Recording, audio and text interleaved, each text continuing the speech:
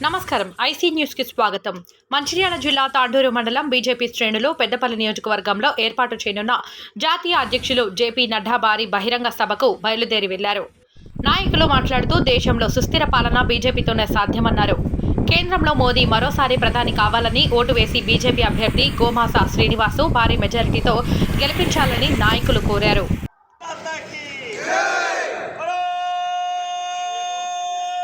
भारत माता की